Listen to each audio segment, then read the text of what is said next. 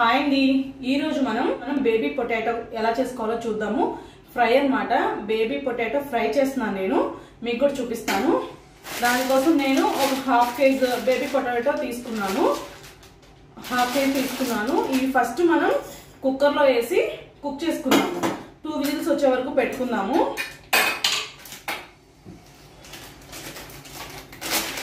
ఎప్పుడైనా మనం సింపుల్గా అలా పక్కకి పెట్టుకొని ఫ్రై తినాలి అనుకుంటే సింపుల్గా అయిపోతుంది కాబట్టి ఈ బేబీ పొటాటో చేసుకోవచ్చు. చూసారు కదా, ఇలా వచ్చాయి. వాష్ చేసుకొని కుక్ చేసుకుందాం 2 విజిల్స్ వచ్చే వరకు. జస్ట్ ఇలా కుక్కర్లో వేసుకుని ఒక 2 గ్లాసెస్ వాటర్ పోసాను. జస్ట్ అవి డిప్ అయ్యే వరకు.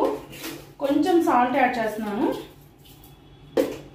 మళ్ళీ మనం తర్వాత ఫ్రై చేసేటప్పుడు కూడా యాడ్ చేసుకుంటాం కాబట్టి లిటిల్ బిట్ కొంచెమే వేసాను. ఇప్పుడు ఇది స్టవ్ మీద పెట్టుకొని 2 విజిల్స్ వచ్చే వరకు కుక్ చేసుకుందాం. చూసారు కదా, ఇక్కడ రసం పెట్టానండి. నేను రసం అవుతున్నాయి అన్నమాట. ఇప్పుడే ఈరోజు ముక్కోటి ఏకాదశి కదా, టెంపుల్కి వెళ్ళి వచ్చాను. ఇంకా లేట్ అయిపోయింది, ఏదైనా సింపుల్గా చేసేద్దామని చెప్పి రసం స్టార్ట్ చేశాను అనమాట. కుక్కర్లో రైస్ పెట్టేసి రసం పెట్టాను. రసంతో పాటుగా పక్కకి ఇవి బేబీ పొటాటోస్ కుక్ చేసుకొని కొంచెం ఫ్రై చేసుకొని అలా పక్క పెట్టుకొని తింటే నేను చాలా బాగుంటుంది. సింపుల్ ప్రాసెస్ నేను మీకు క్లియర్ గా చెప్తాను. మీరు కూడా ఈజీగా ఎలా కుక్ చేసుకోవాలి అనేది కూడా చెప్తాను. సో 2 విజిల్స్ వచ్చాక చూద్దాం మళ్ళీ మనం. ఇప్పుడు ఇవి పొటాటోస్ అయితే మనం కుక్కర్ లో పెట్టుకొని స్టవ్ మీద పెట్టేసుకున్నాం కదా.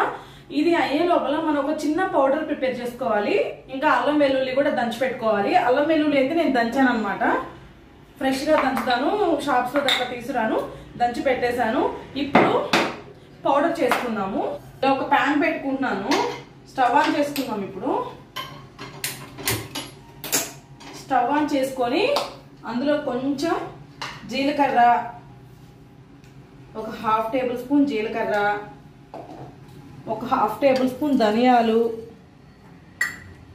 ఒక చిటికెడు మెంతులు. చిటికెడు అంటే ఒక 1/2 టేబుల్ స్పూన్ మెంతులు, ఒక 1/2 టేబుల్ స్పూన్ సోంపు,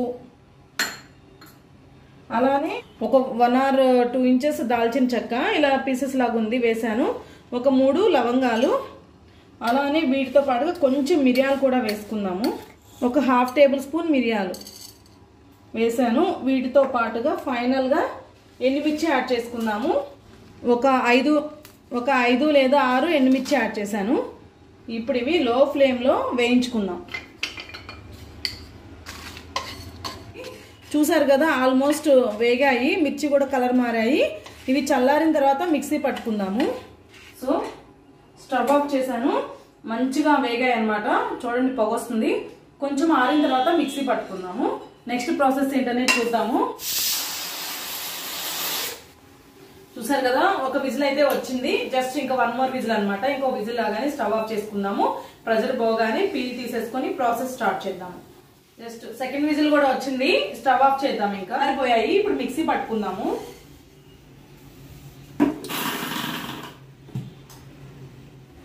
చూసారు కదా, ఇలా రావాలండి. సో 2 విజిల్స్ అయిపోయాయి కదా, ప్రెజర్ కూడా తీసింది. జస్ట్ ఇవి ఒకసారి కొంచెం నీళ్ళు వంపేసుకొని పీల్ తీసేసుకుందాం.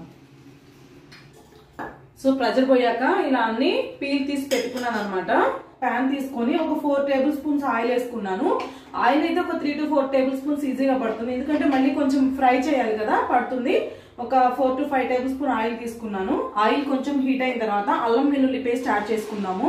ఇప్పుడు అల్లం వెల్లుల్లి పేస్ట్ చేస్తున్నాను. ఇప్పుడే ఫ్రెష్గా దంచి పెట్టాను, చెప్పాను కదా ఇందాక. ఆయిల్లో జస్ట్ అల్లం వెల్లుల్లి పేస్ట్ వేసాను. ఇది కొంచెం అట్లా వేగాక పొటాటోస్ యాడ్ చేసుకుందాం. చాలా సింపుల్ అండి. అసలు జస్ట్ మనం బాయిల్ చేసుకొని పీల్ తీసుకోవడమే మనకు ఒక 5 minutes టైం పడుతుంది అంతే. రిమైనింగ్ అంతా చాలా ఈజీ. చూసారు కదా, అల్లం వెల్లుల్లి పేస్ట్ ఇలా వేగిందనమాట. వేగిన తర్వాత ఇప్పుడు మనం పొటాటోస్ యాడ్ చేసుకుందాం.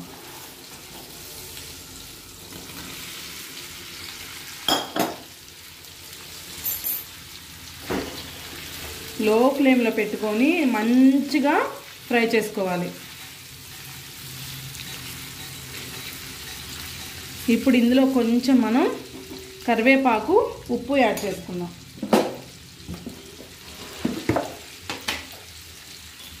ఇందులో ఇప్పుడు నేను కొంచెం కరివేపాకు వేస్తున్నాను. అలాగే కరివేపాకుతో పాటు కొంచెం ఉప్పు యాడ్ చేస్తున్నాను.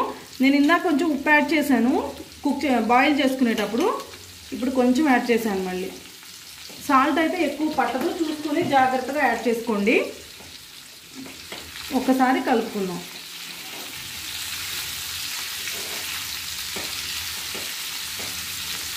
ఇప్పుడు కొంచెం పసుపు యాడ్ చేస్తున్నాను లైట్గా.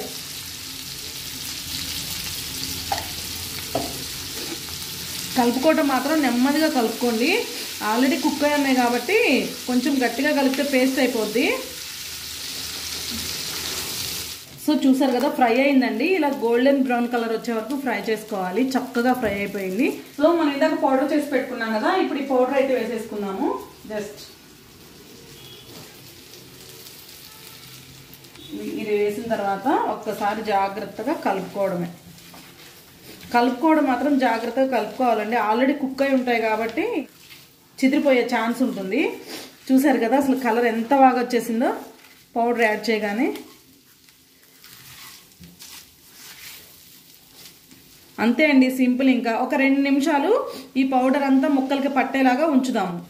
సో చూసారు కదా, 2 నిమిషాలు అయితే కారం పొడి కూడా మొత్తం బాగా పట్టేసిందండి పొటాటోస్కి. ఫైనల్గా మనం కొంచెం కొత్తిమీర చల్లేసుకుందాము. ఒకసారి కలుపుకొని కొంచెం నిమ్మరసం కూడా వేసుకుందాం. నిమ్మరసం అనేది ఆప్షనల్ అండి. మీరు లెమన్ జ్యూస్ తినగలిగితే వేసుకోండి, లేకపోతే లేదు.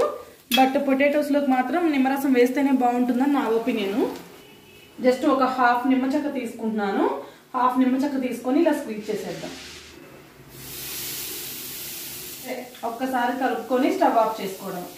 చూసారా ఎంత క్రిస్పీగా చాలా బాగా వచ్చాయి చూడండి పొటాటోస్. సో చూసారు కదా, చాలా సింపుల్ ప్రాసెస్ అండి. సో మీరందరూ కూడా తప్పకుండా ట్రై చేయండి. ఈ వీడియో అయితే మీ అందరికీ నచ్చుతుంది అని అనుకుంటున్నాను. చాలా మంది మన వీడియోస్ చూస్తున్నారు కానీ సబ్స్క్రైబ్ చేయట్లేదు. సబ్స్క్రైబ్ చేసుకోండి. పక్కనే ఉన్న బెల్ ఐకాన్ మీద అయితే క్లిక్ చేయండి. మీకు ఇంకా ఈజీ అవుతుంది నోటిఫికేషన్స్ రూపంలో. సో ఇంకొక కొత్త వీడియోతో అయితే వచ్చేస్తాను. ఇది మీరు ట్రై చేసి ఎంతమందికి సేమ్ ఇలా వచ్చింది అనేది కూడా నాకు కామెంట్స్ లో పెట్టండి. Bye bye.